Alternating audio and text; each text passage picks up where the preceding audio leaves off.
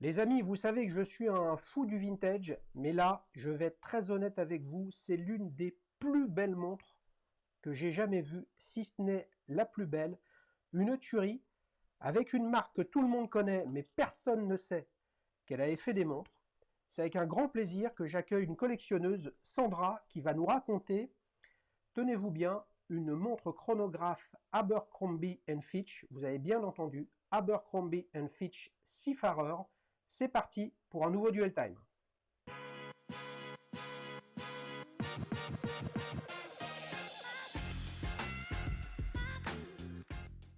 Salut Sandra. Salut, comment ça va, Xavier? Eh ben ça va Enchantée. bien, je suis en super forme, hein. Tu connais la chaîne, les abonnés me connaissent. Mais alors Oui. là, j'ai attendu avec impatience ce moment-là pour que tu nous racontes cette ovni, cette superbe montre. Je n'en dis pas plus, je te laisse la parole et on enchaîne sur ces photos magnifiques. Attention les amis, vous allez vous fissurer. Alors, raconte-nous un peu cette montre. Comment tu l'as eue, qu'est-ce que... Waouh, c'est juste un truc de dingue. D'accord. Bon, la première fois que j'ai vu cette montre, c'était il y a moins 6-7 ans. Je l'ai vue en Allemagne chez un collectionneur qui me montrait un peu sa collection. Et quand j'ai vu sa montre, quand j'ai vu cette Abercrombie Fitch, ça y est, j'ai eu vraiment le grand amour pour cette montre. Je ne connaissais pas. Donc, c'était la première fois pour moi de voir cette montre. Et je lui ai demandé de me laisser la porter pour la journée. Donc, j'ai porté la montre toute la journée. Et depuis ce temps-là, je suis tombée tellement amoureuse que je me suis dit, il faut que j'en trouve une pour moi. À ce temps-là, c'était encore assez raisonnable comme prix. Donc, je me suis dit, il faut que je la trouve avant que ça décolle, quoi. Bah oui, Et parce que Sandra, évidemment, je veux dire, on échange, tu m'envoies tes photos, je regarde un peu. On est sur un modèle qui est extrêmement rare. Après, on aime ou on n'aime pas, vous le savez les amis, mon motto, mantra personnel, c'est chacun voit midi à sa porte. Mais c'est un modèle extrêmement rare et qui atteint quasiment qui est quasiment inaccessible aujourd'hui. oui, oui, elle est devenue chère, cette montre. Je crois que les dernières qui se sont vendues sont autour de 20 000 euros, donc, ou plus. Et donc, ça dépend de l'état, parce que c'est difficile de trouver cette montre en bon état, surtout le cadran, qui est un peu crème. Il tend à prendre des couleurs ou ou s'abîmer à cause de l'humidité, bon, comme toutes les montres, quoi, anciennes, non? Ouais. Donc, c'est difficile et surtout de trouver cette montre sans qu'ils aient touché les aiguilles, sans que le loom soit remplacé par du nouveau, quoi. Ouais. Alors justement, tu parles des aiguilles, Sandra. Là, on voit des aiguilles. Si on regarde que les aiguilles, on pourrait se dire, bah, elles ont une couleur enfin, on va dire de la patine du temps, mais d'un autre côté, elles correspondent à la couleur verte des Ouais, sous-cadrans. C'est ouais. quoi? C'est un traitement en particulier? Qu'est-ce que tu sais là-dessus, sur cette couleur verte? Je me suis toujours demandé, et disons que j'ai pas eu d'informations sur cela. Aussi, il y a un collectionneur qui m'a dit, oh, c'est pas vrai, ça, c'est du faux. Je dis non, c'est pas du faux puisque c'est un peu oxydé. Si tu regardes bien l'aiguille des minutes, Ouais, c'est un peu oxydé. L'oxydation a passé du métal au produit qu'ils avaient mis pour la luminosité. ouais. Donc, mais je ne sais pas quel traitement spécial et pourquoi elle a cette couleur, mais en tout cas, c'est du tritium. Donc, et simplement, il y avait une couleur, mais je n'ai pas d'informations, malheureusement. Ouais. Alors tout à l'heure, tu disais, donc il y a 6 7 ans, tu rencontres, tu discutes avec un collectionneur. Les amis, vous l'avez vu en intro, hein, on a le compte Instagram de Sandra, passion underscore 66, avec des superbes montres très très vintage. Ça me donne le sentiment que tu es une collectionneuse de belles choses et puis bah, de belles montres très clairement vintage. Oui, disons, je ne connaissais pas les montres. En tout cas, mon amour pour les montres était nul quand j'étais toute jeune. Mes parents, pour la première fois, m'ont acheté une montre. On était à Genève, ils ont voulu m'acheter une montre. Euh, C'était une moderne, bien sûr, à quartz. Il voulait une montre pour femme, ça devait être pour femme. Et puis moi, j'aimais les grandes montres, j'aimais les montres d'hommes. Déjà à ce temps-là, j'avais quoi? J'avais 17 ans. Et, euh, et pour finir, ils m'ont acheté une petite rectangulaire pour femme qui était une Bucherer, donc à quartz. Et je la détestais. Je t'assure, je la détestais. Je la supportais pas, mais bon, c'était un cadeau. Je me suis dit, bon, ils sont gentils, ils veulent me faire un cadeau, je vais l'accepter. Bon, c'est voilà quoi. Mais je la portais presque jamais. Et j'ai commencé à aimer les montres quand j'ai connu mon mari en 86. Il avait une petite collection de montres vintage des années 70 et c'est là que je me suis dit, voilà, ça c'est des montres, ça vraiment, là je suis tombée sur les pommes, je me suis dit, maintenant j'aime les montres. Et depuis ce temps-là, et au début j'aimais beaucoup ce qui était le cadran, je regardais beaucoup le cadran, je ne regardais pas la boîte, ni le mouvement, ni les aiguilles. Pour moi c'était la couleur, c'était euh, les montres dames surtout. Et j'aimais beaucoup les couleurs des années 70. Ça m'attirait beaucoup. Même des grandes comme Fabre-Lovac qui avaient des plongeuses vraiment grosses. Je ne pouvais pas les porter, bien sûr, mais bon, c'était l'amour pour la couleur. On voit que j'aime les couleurs, non? Mais justement, ça, c'était. Là, tu parles d'une époque où tu as démarré sur les modèles 70s. Là, on est clairement. Ouais, On est plutôt dans les années 40, hein, sur un. 50. Ouais, Sur ouais, 50, celle-ci, ouais. c'est Mm. fin années 40. C'est quand, disons, Hoyer a commencé à faire des montres pour Abercrombie Fitch. Donc l'histoire de Abercrombie Fitch est très intéressante parce qu'ils ont commencé en 1892. C'était pas du tout rien à voir avec ce que Abercrombie est de nos jours. C'était une marque qui était pour le sport. Monsieur Fitch, qui était très passionné des activités en plein air, il voulait faire connaître à la population, disons, ce qui était tous les sports qu'on pouvait faire. Il vendait tout. Il vendait même des montgolfières. Il vendait tous les équipements pour la chasse, des équipements pour la pêche. C'était vraiment il se faisait appeler le plus grand magasin de sport du monde. Donc, je ne sais pas si tu es capable de mettre des images sur le magasin que je t'ai envoyé. Non, non, je pouvais pas parce elles étaient trop petites, mais effectivement, Ah. ça n'a. Ça, on retrouve. Alors, je sais pas, c'était où aux États-Unis? Disons, le premier magasin, c'était à Manhattan. Ok, Et, ouais. et puis après, ils ont eu d'autres magasins à New York. Et ils avaient même un horloger qui était chez eux pour faire la révision ou régler les montres qu'ils vendaient. Donc, c'était vraiment Ouais, important ouais, pour eux. ouais, ouais. Là, on est dans la grande culture américaine des grands magasins, Macy's, Neiman Marcus, Ouais. très, très, très connus. Et effectivement, dans le côté très, très désirable et très anachronique de cette montre, eh bien, comment dire, le fait que dans l'imaginaire actuel, Abercrombie Fitch, c'est l'absolu opposé De la de. mode pour les Oui, teenagers. parce que là, on est dans le Abercrombie Fitch, c'est aujourd'hui le fast fashion marketé jusqu'au bout des ongles. Ouais. Là, on est sur de l'authenticité pure, et en plus avec une montre qui a quand même une complication qui est alors pour le coup extrêmement rare, qui est l'indicateur de la marée.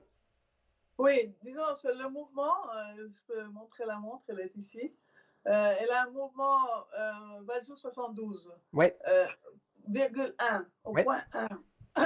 Donc, c'est la variation pour ce qui est les phases lunaires. Donc, si on regarde la montre de face, ce poussoir-là, ce poussoir qui est à 9 heures, ouais, c'est pour la mise à l'heure lunaire.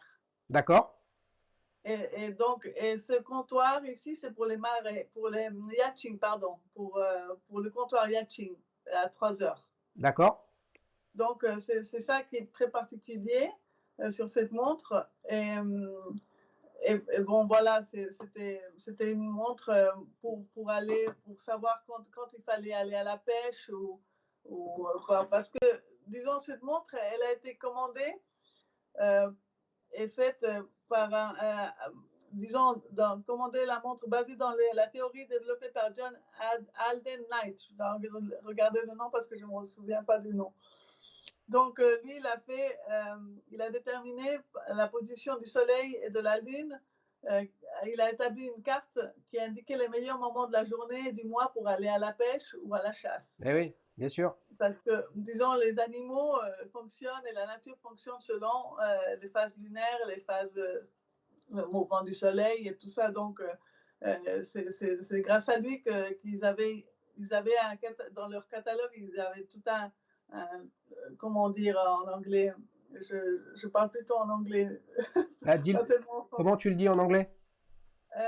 C'était comme un chart, une carte, voilà, Une une carte? carte Ouais. avec tous les horaires et ils avaient toutes les instructions pour savoir utiliser la montre. Donc, Mais tu sais qu'il n'y a pas que la nature et les animaux qui utilisent le calendrier lunaire, puisque c'est le premier calendrier qui a été documenté, hein, avec l'observation du mouvement des astres, hein, et que c'est le calendrier lunaire et les phases de lune existent encore sur les montres.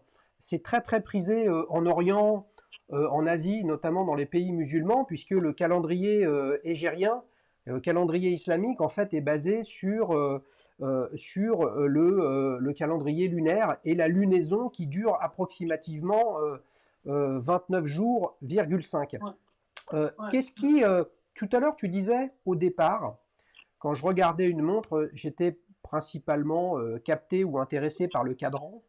Ouais. Et depuis, les choses ont évolué. Et donc, justement, c'est quoi le petit détail, tu vois, que tu préfères sur cette montre?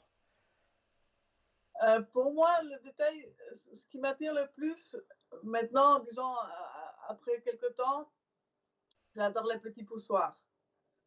Petit J'aime, pouce. Ah, j'aime, sur les montres maintenant, il m'arrive de regarder beaucoup sur la montre, sur la boîte, parce que c'est l'architecture pour moi de la montre. Donc, j'adore ou les grands poussoirs ou les tout petits poussoirs. C'est très délicat ici sur cette montre, c'est des tout petits poussoirs. On voit, c'est vraiment très très petit et c'est très mignon. Pour moi, j'adore ça. À part ça, la couleur, bien sûr. Et ce que j'aime beaucoup, c'est l'état dans lequel elle est parce qu'elle n'a jamais été touchée. Elle n'a jamais été polie, juste fait un service. Et, et voilà, c'est tout. alors, tu sais C'est que. vraiment. Pardon? Non, vas-y, vas-y, je t'écoute. J'étais très, très, très contente de la trouver. C'est Jeff Stein, le monsieur qui tient la page du forum On the Dash, qui m'a informé qu'il y avait un monsieur, un collectionneur qui la vendait. C'est grâce à lui que j'ai pu acheter cette montre. Ah oui, une belle histoire humaine. Tu as mis un beau bracelet avec une piqûre verte qui rappelle le cadran. C'est vraiment très très réussi. Oui, c'est un magasin qui est à Genève. Il s'appelle, comment il s'appelle? Ils sont à Genève. Je ne me rappellerai pas du nom. Ils vont se fâcher avec moi. Ouais, ah écoute, c'est pas grave, ou tu me le diras après et puis je le Oui, mettrai en description lors de la publication de la d'accord. vidéo. Tu sais que l'une des caractéristiques de la chaîne, c'est de demander à l'invité de Mm. synthétiser ce qu'il ressent pour sa montre avec un adjectif. Donc pour toi, l'adjectif qui caractérise pardon, cette montre, c'est lequel? Sublime. Pour moi, elle est sublime. Ouais, alors évidemment, je te mets un petit coup de trompette parce que pour moi aussi, elle est sublime. Moi, je trouve qu'elle est sublime à plein des égards. Regardez la forme de la carrure avec ses anses qui sont absolument magnifiques. Montre totalement improbable, inconnue. Une marque, je ne sais pas si elle est aimée, plus aimée, très aimée, moins aimée. J'ai le sentiment qu'Abercrombie Fitch, il n'y a plus la queue hein, pour y aller maintenant, quand bien même ils auraient l'autorisation d'ouvrir. Sandra, il y a quand même un truc qui est important, c'est que tu n'es que la deuxième femme à passer sur la chaîne. Uh-huh. Qu'est-ce qui explique qu'est-ce qui explique le peu de finalement, Mm. semble-t-il, de femmes intéressées par l'horlogerie ou de collectionneuses. Il y en a peut-être plus, mais elles sont discrètes, ou alors il y en a fondamentalement moins. Qu'est-ce que, Oui, à quoi c'est dû ça? j'ai parlé, c'est un sujet que j'ai parlé avec beaucoup de collectionneurs et de dealers. Par exemple, une fois, je parlais avec un dealer allemand et je me dis, est-ce qu'il n'y a pas de collectionneuse allemande? Je n'en vois pas sur Instagram, j'en vois pas, j'en connais quelques-unes en France ou bien dans d'autres pays. En Angleterre, j'en connais une qui est assez connue. Mais il m'a dit, bon, c'est à cause de la sécurité, elle veut pas être connue pour ne pas se faire cambrioler chez eux, parce que voilà, chez elle. Mais c'est dommage, c'est très dommage. Mais je pense que les femmes en général, elles sont, quand je dis ça, les hommes rient, mais elles ont un côté pratique dans le sens que elles aiment une montre qui n'ait pas de complications. Donc, elle est neuve, si jamais un problème, tu as toujours des pièces, tu as tout qui convient. Et je crois que la plupart des femmes aiment ce qui est l'or, ce qui est une valeur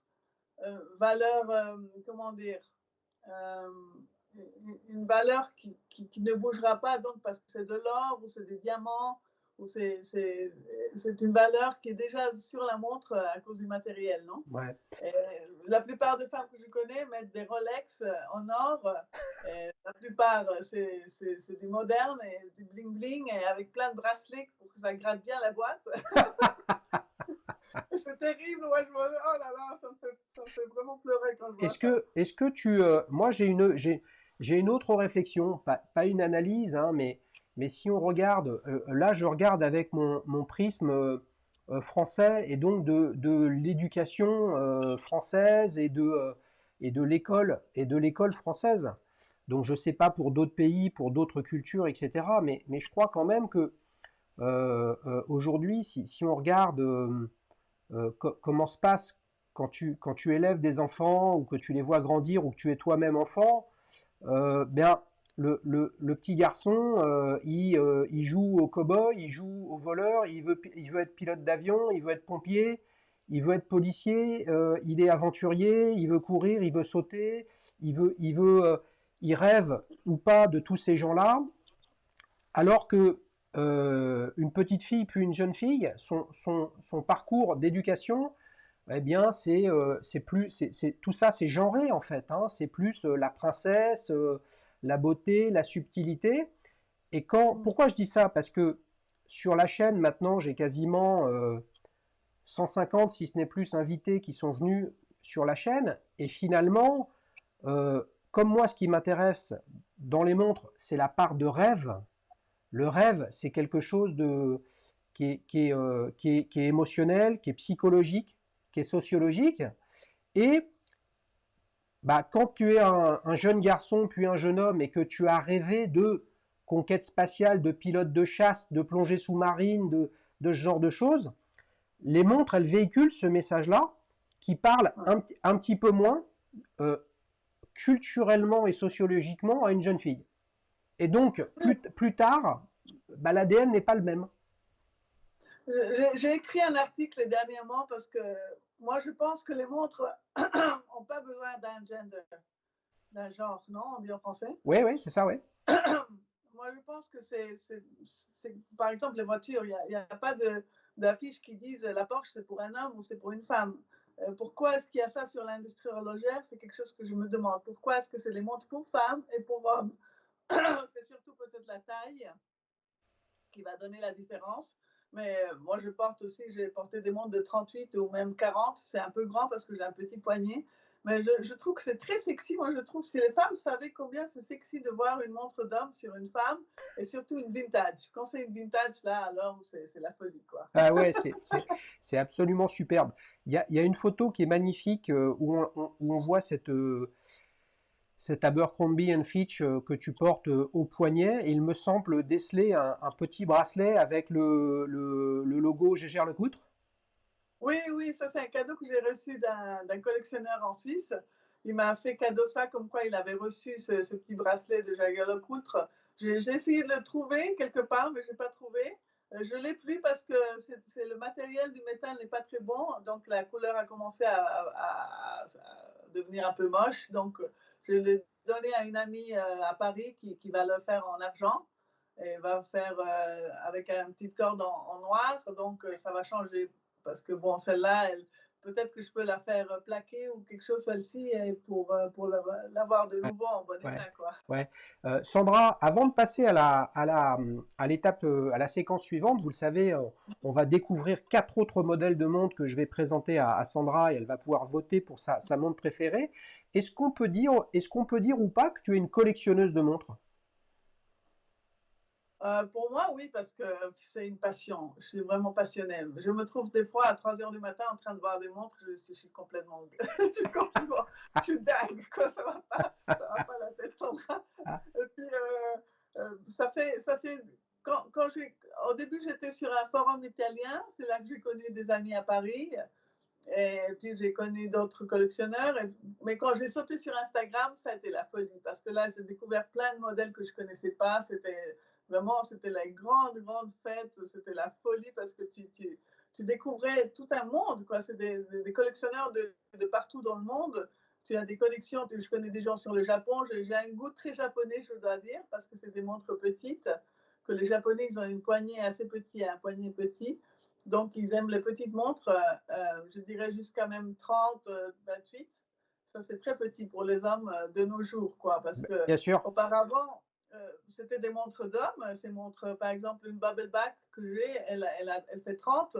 C'était une montre d'homme à l'époque, bien sûr, dans les années 30. bien sûr, bien sûr. Je m'étonne toujours, tu parles des bubble bags, donc les premiers Rolex Oyster, Ouais, qui, en fait, quand on réfléchit à ce qui intéresse les amateurs de montres et puis les collectionneurs, voire les investisseurs, je m'étonne toujours, en fait, du peu de considération qu'a le marché pour ce qui est la vraie Rolex historique, tout euh, à fait. qui est la bubble back.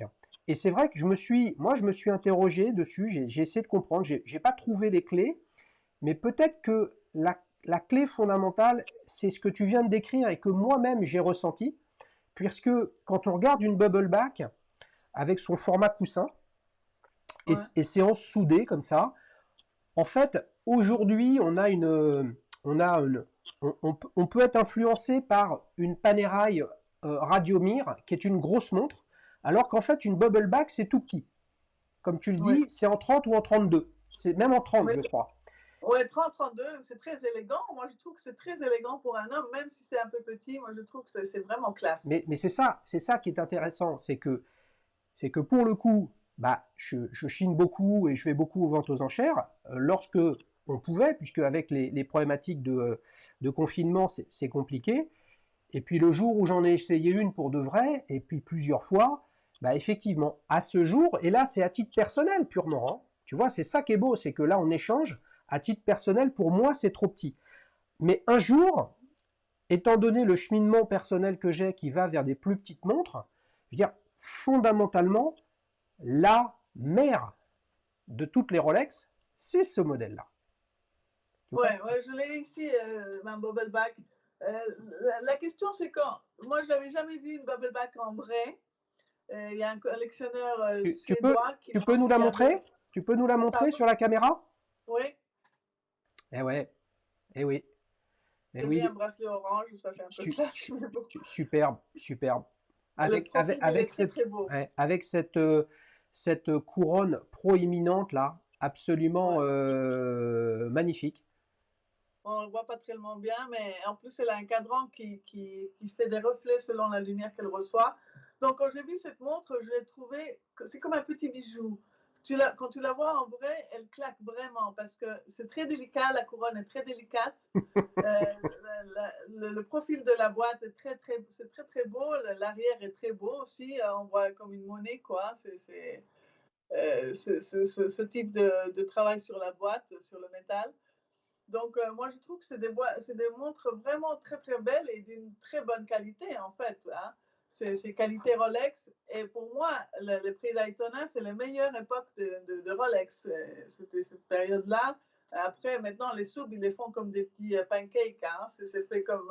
C'est l'usinage, c'est des grandes machines qui font des montres. Tout le monde a une Rolex sub, mais qui a une Tudor ou qui a une bubble back, hein. C'est très peu de gens qui savent apprécier la beauté et c'est pas tout du bling bling, quoi. C'est vraiment. Ah, Je suis très méchante avec les nouvelles Rolex. Vraiment ouais, méchante. il y a beaucoup à dire sur le sujet. Moi, je suis simplement, moi, dans la logique d'essayer de partager et d'expliquer ce qu'est la passion. Et la passion, en fait, pour moi, c'est une affaire d'énergie, c'est une affaire d'abnégation que tu peux mettre sur un sujet. Donc, je ne compare pas les passionnés. Et moi, je pense, mine de rien, que tu peux être passionné d'horlogerie tout en étant un investisseur sur le sujet. Et pour le coup, si tu veux investir dans de l'horlogerie, il y a quelques marques qui sont réellement intéressantes, que ce soit sur du vintage ou du neuf.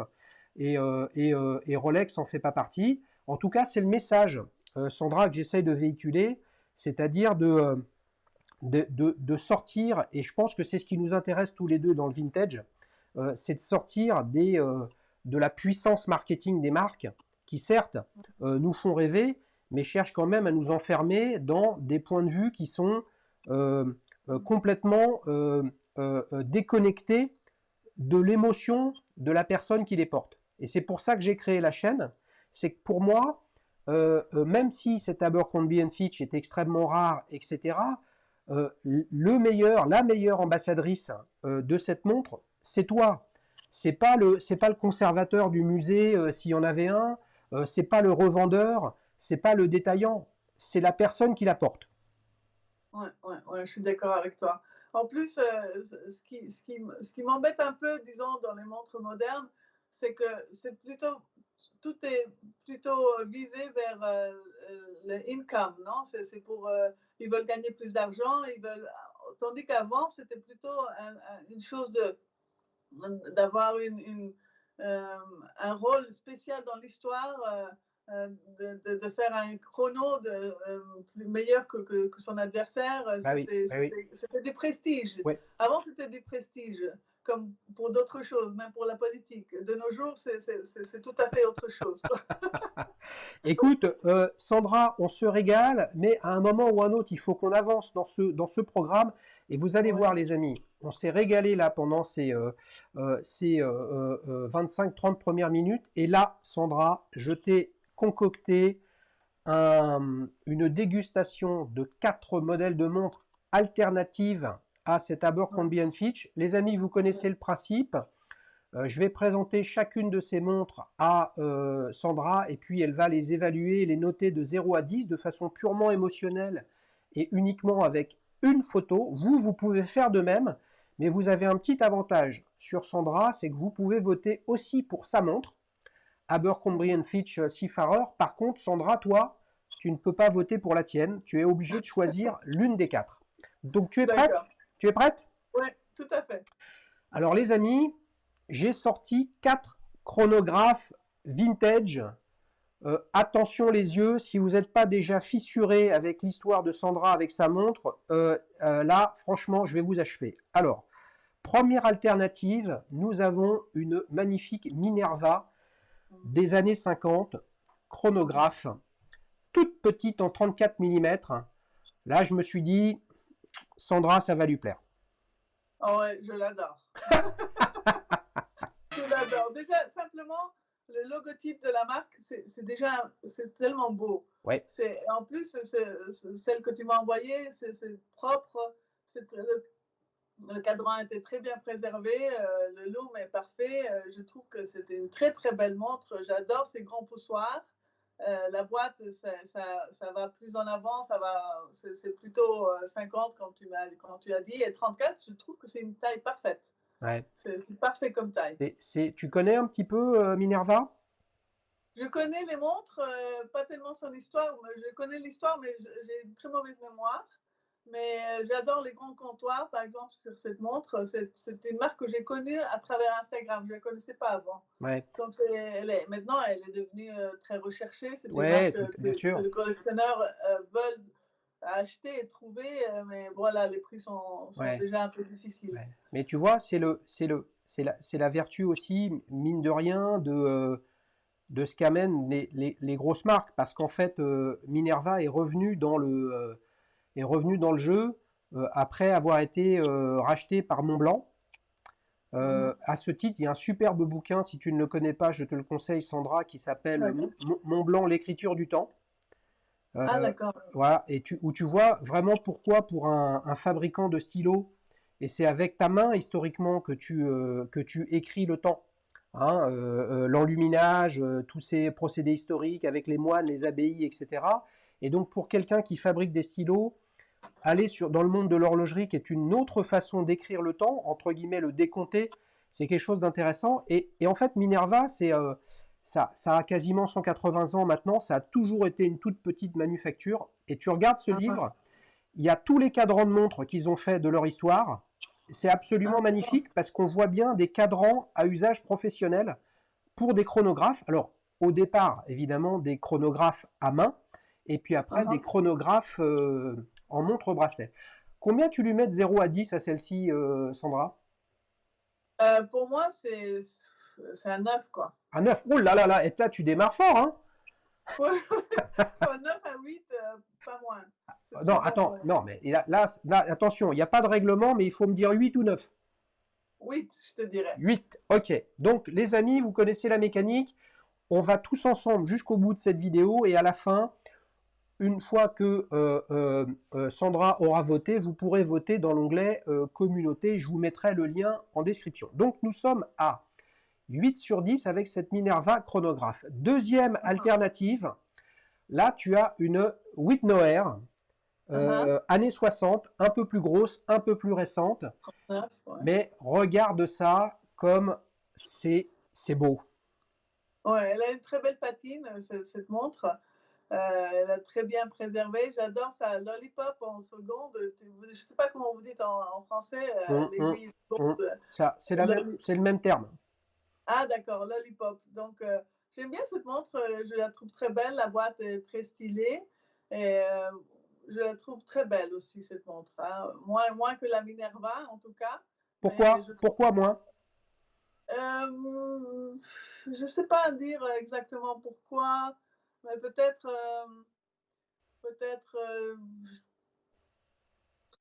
je ne sais pas dire pourquoi je l'aime moins, mais l'autre, elle a beaucoup plus de détails que je peux aimer sur l'autre.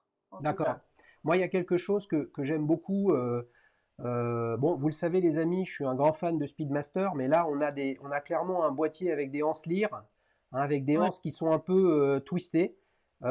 Et si vous y arrivez, là, je parle aux amateurs de Speedmaster, je ne sais pas si c'est ton cas, Sandra, mais si vous arrivez à isoler visuellement les 3 sous-cadrans, là, vous avez clairement des sous-cadrans de Speedmaster qui sont extrêmement sympas.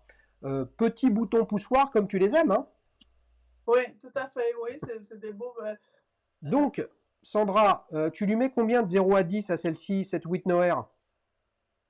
Cette Wittnauer, je lui mettrais un 6. C'est tout? Oui. Ok, mais c'est toi qui votes, hein. Donc, les amis, on enchaîne sur la troisième alternative. Là, on est sur une montre très très prisée. Nous sommes sur une Universal Genève chronographe dite Nina Rindt, hein, qui était la compagne de Jochen Rindt, le grand pilote automobile. Alors, qu'est-ce que tu en penses de celle-ci? Là, petit à petit, hein, ouais. Pardon? Bah, vas-y, vas-y. Je l'aime plus que la Wittnauer, celle-là. J'aime beaucoup le panda, les sous-comptoirs en noir. J'aime beaucoup les petites aiguilles, l'architecture, donc des petites aiguilles sur les comptoirs. J'aime beaucoup qu'ils sont tout droits. C'est très stylé. J'aime beaucoup les aiguilles heure minute aussi sur cette montre. Et la boîte, bon, c'est une grosse boîte. C'est déjà beaucoup plus années 70, c'est plus proche. Ouais. Donc, la Nina Rindt, elle a en plus une histoire sur les courses de voitures. Donc, elle a un très bel esprit, cette montre. Je pensais que tu allais moins aimer parce que justement, on est en train de glisser dans les 70s. Ah non, non. Non? Bien. Ouais. Bien, le design de cette montre, je trouve très, très, très réussi. Ouais, c'est vrai qu'il y a, là pour le coup, on a des codes de chronographe de l'époque qui reprennent, mais il y a un truc qui est absolument, je crois, qui est quasiment du jamais vu, autre que sur ce modèle, peut-être sur des Tissot Sistar d'ailleurs, maintenant que je le dis, mais là, ces aiguilles de sous-cadran à gros bâton blanc là, sur ce cadran Panda, c'est vraiment très très très original, et en plus, on ne s'en rend pas compte, mais c'est une petite montre. Hein, c'est très lisible en plus, hein, avec ces aiguilles-là. C'est très lisible, c'est parfait. Moi, je trouve que c'est bien, très belle. Combien tu lui mets de 0 à 10, celle-ci, Sandra? Je lui mettrais un 7. Un 7 sur 10. Oui, oui.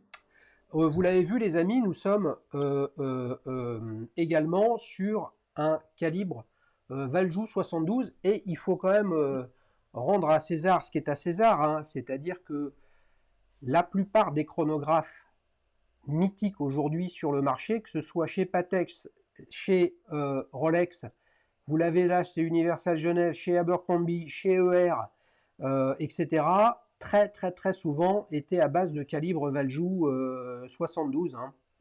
C'est quand même le monument du chronographe horloger. Et à l'époque, on ne nous bassinait pas avec le fameux calibre manufacture. Hein. Ouais. Alors, quatrième alternative, est-ce que tu es prête? Oui, je suis prête. C'est Maté Tissot. Maté Tissot chronographe. À ne pas confondre avec Tissot. Hein. Y a Tissot dans le nom, mais ce sont deux manufactures qui ont absolument rien à voir. Maté Tissot a peu de choses près disparu, alors que Tissot est toujours dans le circuit. Ben voilà. Qu'est-ce que tu en penses? Là, on est plus sport, hein, plus racing, on va dire. Oui, beaucoup plus sport. Elle est très sportive. C'est plutôt mon goût d'avant, cette montre. Bon, je la trouve très gaie. C'est une montre sportive, comme tu m'as dit, années 70. C'est celle que j'aime le moins, en tout cas, mais elle est vraiment très belle dans le sens qu'elle est portable, elle est sportive dans le sens que tu peux le mettre avec des jeans. Je la trouve très bien. Très bien, mais bon, je ne l'achèterai pas. Ouais. Donc, combien tu lui mets de 0 à 10, Sandra? Pour moi, 5. 5 sur 10. Alors, les amis, c'est le moment de récapituler avant de voir qui a gagné ce duel time. Donc, nous avions au départ une Minerva chronographe, où là, tu as mis un 8 sur 10, mais tu as hésité avec un 10. Après, avec un 9. Voilà, avec un 9, excuse-moi. Avec la Wittnoer, là, tu lui as mis un 6. Nina Rindt, Universal Genève, Compax, chronographe, calibre 72 de chez Valjoux, tu lui as mis un 7. Et là, tu as mis à Maté Tissot, celle que nous devons voir. Non pas que tu ne l'aimes pas, mais c'était quelque chose que tu préférais avant. Là, tu es à 5 sur 10, c'est ça? Ouais. Eh bien, les amis, il ne faut pas être fort en arithmétique, hein, mais on l'a compris, le vainqueur de ce duel time, eh bien, n'est autre que cette superbe Minerva, petite montre chronographe. C'est vrai qu'elle est belle comme tout. Est-ce que là, c'est pas la tendance de ta collection, c'est-à-dire plus petite montre et plus ancienne? C'est-à-dire vraiment c'est ma tendance. Ouais. Ma tendance maintenant, c'est années 30, années 40. C'est plus difficile à acheter puisqu'il y a moins d'informations. Oui. C'est plus difficile, surtout qu'il y a beaucoup qui ont été touchés au cadran refait. Donc, bon, on connaît l'histoire. Eh oui, bah oui, c'est pas simple. Et puis, ça me permet, je pense que tu partageras mon point de vue, de rappeler que, puisque tu en parlais des process industriels, tu citais Rolex, mais bon, toutes les marques aujourd'hui sont dans la même logique, c'est-à-dire que ce sont avant tout des machines à tout point de vue. Dans les années, je vais dire, pour moi, le virage, il se situe en 70-80, avec le début de l'informatisation. Les années d'avant, 70, 60, 50 et encore plus 40, 30. Tiens, il me reste 20 cadrans pour finir les 200 montres que j'ai prévues. Je vais les mettre dessus. Et quand bien même il y a une référence, en fait, il va y avoir deux lots de cadrans différents pour une même référence. Parce qu'à l'époque, si vous me permettez l'expression, par rapport à aujourd'hui, bah, c'était le bordel. Les process, il n'y en avait pas, l'informatique, il n'y en avait pas. Il y avait simplement ce que les équipes, dans les ateliers de fabrication, notaient dans des cahiers, dans des répertoires, sur des bordereaux.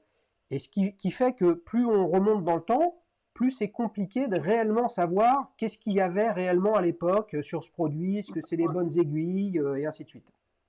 C'est pour ça que les collectionneurs, on donne beaucoup de valeur au catalogue, aux anciens catalogues, parce qu'on sait voir vraiment quelles aiguilles il y avait pour l'époque. Parce qu'il y a aussi le problème qu'à l'époque, quand on donnait une montre pour faire service, ils te remplaçaient pour ce qu'ils avaient, comme tu viens de dire. Oui. S'ils avaient ce cadran-là, ils le mettaient, c'était peut-être pas l'approprié, mais bon, ils faisaient comme ils pouvaient, quoi. Ouais, mais c'est ça qui est paradoxal. Regarde, une montre des années 50 qui a été au SAV de la marque en 1960. Et ils t'ont changé le cadran. Mais elle est super cette histoire, parce que c'est une vraie histoire. Alors qu'aujourd'hui, le marché, il est plutôt à te dire, oui, mais c'est pas le bon cadran. Oui, mais pour autant, ce qu'ils faisaient à l'époque avait rien à voir avec ce qui est fait aujourd'hui. Et il y a une sorte d'anachronisme dans la gestion de ces vintage. Et à un moment ou un autre, ce qui est important quand même, c'est est-ce que l'histoire de cette montre est bien celle qu'elle a eue. Donc si elle a été modifiée à l'époque, ça n'a rien à voir avec elle a été trafiquée aujourd'hui pour essayer de travestir sa valeur. Tu vois? Voilà.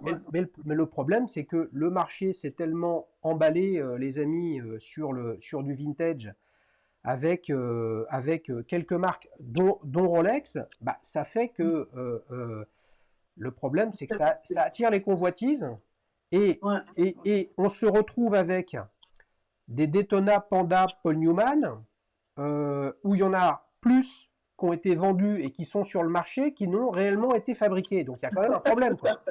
Tout à fait. Pour acheter une Rolex, c'est très difficile. Moi, la seule que j'ai, je l'ai achetée à Jason. Vous le connaissez bien sur Hodinkee, qu'il a parlé de toutes ces bubble bags. Il avait une grande collection. Ouais. Et c'est à lui que je l'ai acheté parce que là, la provenance est très importante pour moi sur les Rolex. À qui on achète une Rolex, c'est important parce que c'est trop compliqué. Même les experts se trompent parce qu'il y a vraiment des très bons traficages. Bien sûr. Et puis, en tout cas, ça, c'est mon avis qui est personnel. C'est l'arbre qui cache la forêt. La magie du vintage, et tu l'as décrit avec l'arrivée d'Instagram, Sandra, la magie du vintage, c'est que derrière une montre, il y en a toujours une que vous ne connaissez pas, que vous n'imaginiez même pas qu'elle ait pu exister. Donc, qu'est-ce que c'est bon d'aller fouiller dans ce vintage plutôt que de se dire je veux celle que tout le monde veut parce qu'elle est dans le catalogue et elle est dans les publicités, quoi. Voilà. C'est la beauté. C'est beaucoup plus intéressant puisque tu as quelque chose de rare, tu as quelque chose que pas tout le monde porte. C'est bon. Eh ben écoute, Sandra, merci beaucoup. Les amis, on s'est régalé. Vous connaissez la chanson pour participer. Vous m'envoyez un message sur www.dailychoose.fr et puis on trouve un moment. Alors, si vous êtes à distance, pas en région parisienne ou à l'étranger, eh bien, le format idéal pour vous, c'est Duel Time. Et sinon, il y a Petite montre entre amis où là, on regarde un petit peu votre parcours horloger au travers d'une montre. Les amis, à bientôt. Sandra, merci beaucoup. Au revoir, merci. Je suis contente de la batterie là. Ciao, ciao, bye bye. Ciao, merci.